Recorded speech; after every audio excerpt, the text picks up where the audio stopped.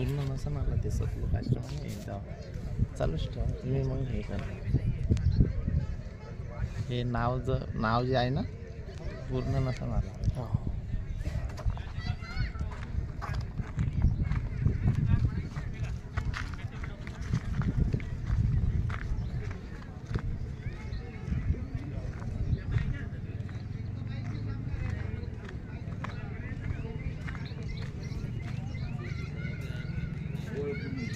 जितने भविष्य करता है उन सब ने यही कहा कि विश्व को सतभक्ति देकर मोक्ष प्रदान करने वाला एक संत आने वाला है। तो इसे आपने देखा था कि विश्व में शांति लाने वाला उस कोई और नहीं संत, वो संत रामपाल जी महाराज हैं, जिन्होंने समाज में जाति पाति के भेद को मिटाना, विश्व को सतभक्ति देकर मोक्ष प्रदान करना, युवाओं में नैतिक और आध्यात्मिक जागृति लाना, समाज से हर प्रकार के नशे को दूर करना, भ्रष्टाचार को खत्म करना, समाज से पाखंडवाद को खत्म करना, समाज से शांति व भाईचारा स्थापित करना, समाज से दहेज रूपी कुरीति को जड़ से खत्म करना।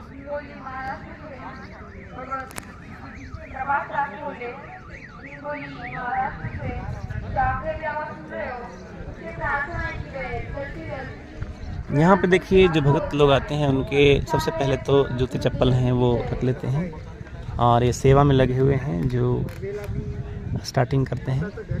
तो कहते हैं कबीर साहब कि संत मिलन को चलिए तजमाया अभिमान, ज्यों जो कदम ज्यों रखे सो सो यज्ञ समान। तत्व संत रामपाल जी महाराज की जय हो। मासा घटे न तिल बढ़े, विधना लिखे जो लेख, सच्चा सतगुरु मेट कर ऊपर मार दे मेघ। कहने का मतलब है परमात्मा जो ने लिख रखा है वो विधना लिखे जो लेख, माने परमात्मा ही काट सकता है। सच्चा सतगुरु परमात्मा ही होता है, वो अपने कर्मों को काट के हमारे अपने गांव लेके चलता है। उत्तर दक्षिण पूरब पश्चिम फिरता दाने दाने नू, सर्व कला सतगुरु साहिब की हरि आए हरियाणे नू। हरियाणा मन हरि आए यहाँ, इसलिए कबीर साहब कहते हैं पात झड़नता यूं कहे सुन भाई तरवर राय, अब के बिछड़े नहीं मिलेंगे न जाने कहाँ गिर के जाए।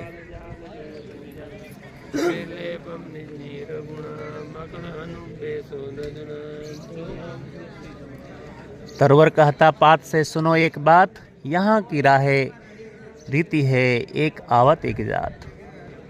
सब जन निर्धना धनवंता न कोई, धनवंता सो जानिए जिस पे राम नाम धन होय। सो धन संचिए जो आगे की होय, शीश चढ़ाए पोटली ले जाते देखो कोई। सतगुरु के उपदेश का लाया एक विचार, जय सतगुरु मिलते नहीं जाता नरक द्वार। काल जो पीसे पीसना जोरा है पनिहार, ए दो असल मजदूर है सतगुरु के दरबार। 100 बरस सतगुरु पूजा एक दिन आन उपासी, वो अपराधी आत्मा पड़े काल की फांसी। तीर्थ गए एक पल संत मिले फल चार, सतगुरु मिले अनंत फल कह गए कबीर विचार।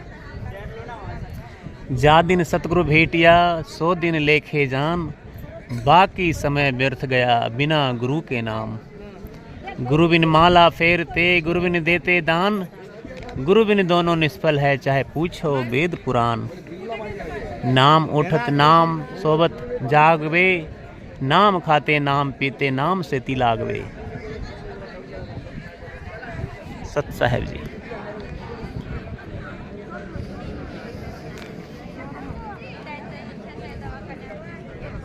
गीता जी 15 अध्याय श्लोक 1 ऊर्ध मूलम अधव शाखा अश्वत्थम प्राहु अव्ययम छंदासी यस्य प्रणानी यह तम वेद सवेदवित। यानी गीता ज्ञान के अनुसार जो उल्टे हुए संसार वृक्ष के पीपल के जड़ को जड़ से लेकर टहनी शाखा पत्तियां विभागों को जानता है, वह वेद के तात्पर्य को भी जानने वाला है, यानी वह तत्वदर्शी संत है। वर्तमान में वो तत्वदर्शी संत रामपाल जी महाराज हैं, जिन्होंने संसार रूपी उल्टे वृक्ष के भेद को उजागर किया है। सत साहेब जी।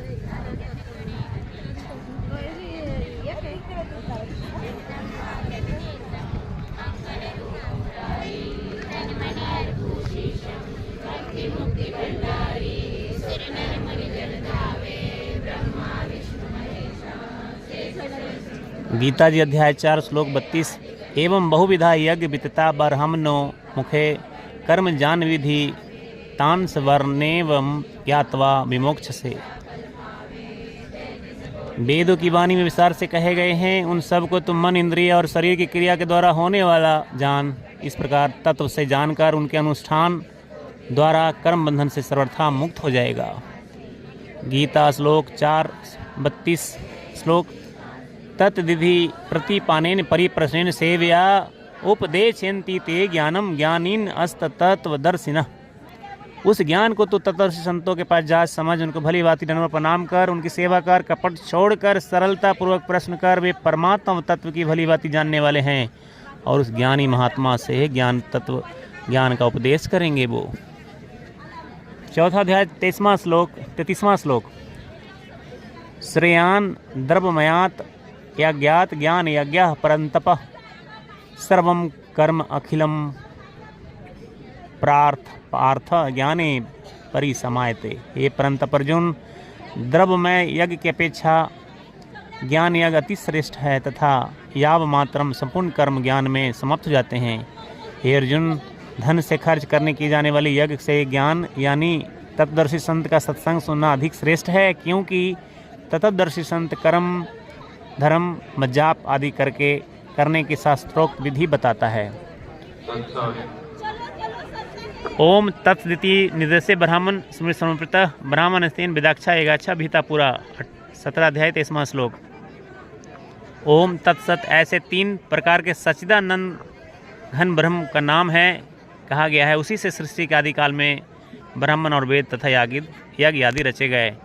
यानी ओम तत् सत यह सांकेतिक मंत्र है पर ब्रह्म का, सत्य यह सांकेतिक मंत्र है पूर्ण ब्रह्म का, पूर्ण ब्रह्म यानी परमात्मा का।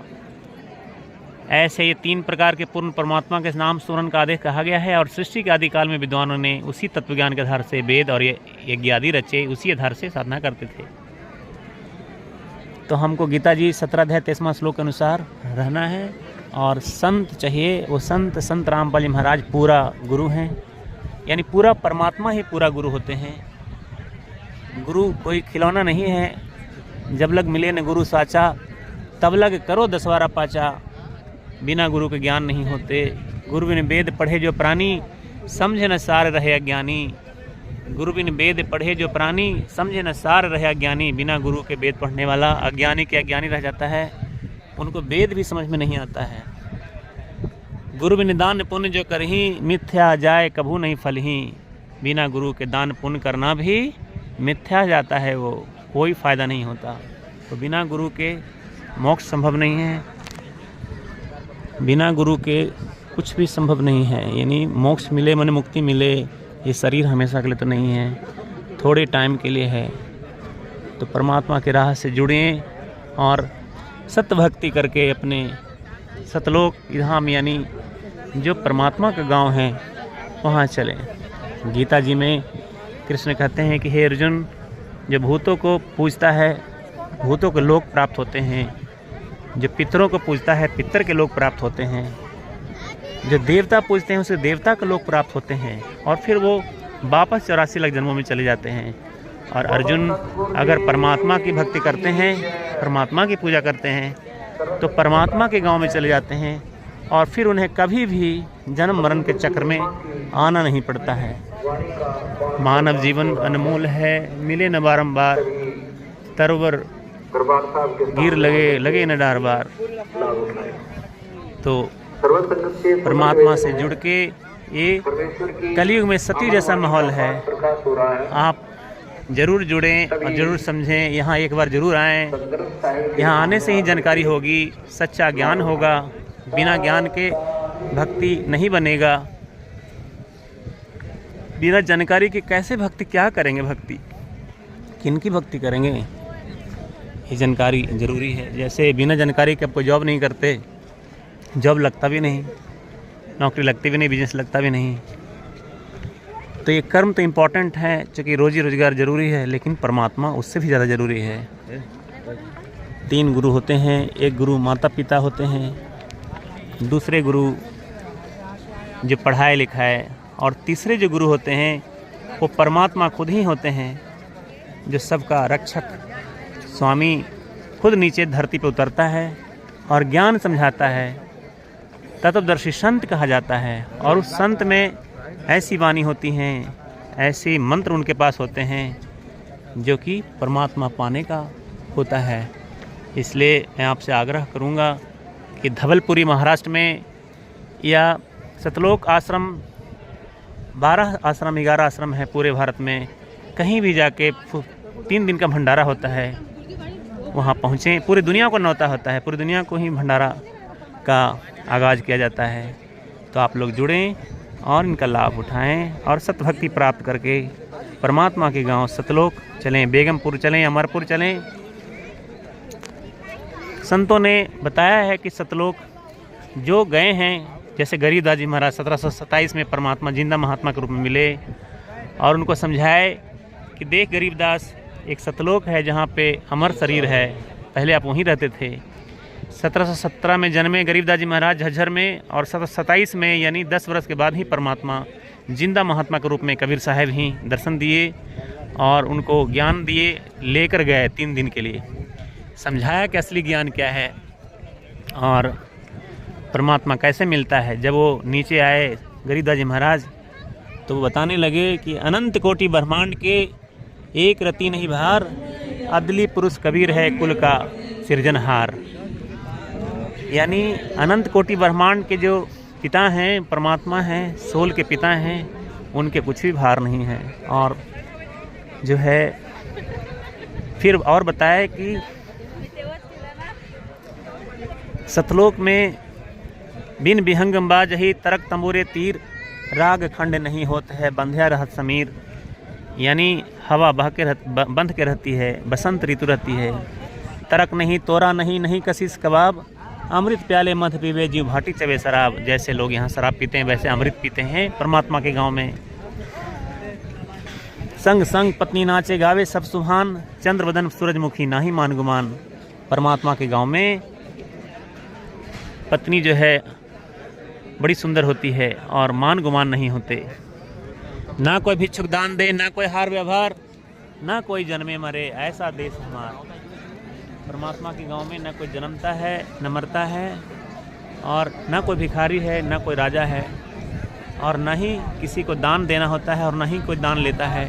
यानी सब समान है, सबको फ्री ऑफ कॉस्ट अमृत पान है, उड़ने के लिए विमान है, पुष्पक विमान, जो कि मन पलक झपकते मन की गति से चलते हैं और कहीं भी जाते हैं। ना कोई भिक्षुक दान दे, ना कोई हार व्यवहार, ना कोई जन्मे मरे, ऐसा देश हमारा। परमात्मा के गांव में कोई भिखारी नहीं है, कोई राजा नहीं है, कोई काम ही नहीं करना है। लेकिन हम यहाँ आत्मा तो अमर है, इस धरती पे शरीर अमर नहीं है। तो इससे हमें जाग जाना चाहिए कि अगर शरीर अमर नहीं, आत्मा अमर है, इसका मतलब कहीं ना कहीं आत्मा अमर है तो शरीर भी अमर होगा। ऐसा गांव है, सतलोक है, वो 16 शंख कोस ऊपर है। जो संतों के मिलने से आपको सच्चाई पता लगेगा और आप आगे भक्ति के लिए बढ़ेंगे आगे। तो सत साहेब जी, सत साहेब।